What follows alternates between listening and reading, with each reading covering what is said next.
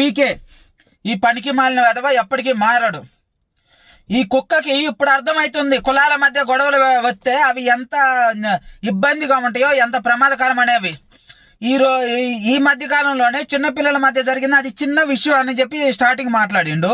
దాన్నే ఇప్పుడు రెండు మూడు సభల్లో అనేది మాట్లాడిండు. అది చిన్న గొడవ ఉంటే ఎందుకు వీడు పెద్ద పెద్ద సభల్లో మాట్లాడుతుండు?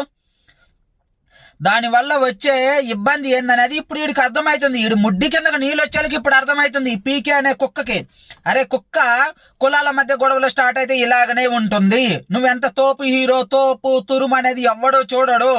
కులాలకి ఏందనంటే ఒక్క కులం పేరుతో ఒక్కని తిడితే అది మొత్తానికి అంటుకునిద్ది. కాబట్టి కుల రాజకీయాలు చేయటం ఇప్పటికైనా మానుకో. కుల రాజకీయాలు చాలా ప్రమాదకరం. అది రాష్ట్రానికైనా దేశానికైనా. కుల రాజకీయాలు, మత రాజకీయాలు నువ్వు చేస్తుందే అది కుల రాజకీయాలు, మత రాజకీయాలు. ఇప్పటికైనా మానుకో.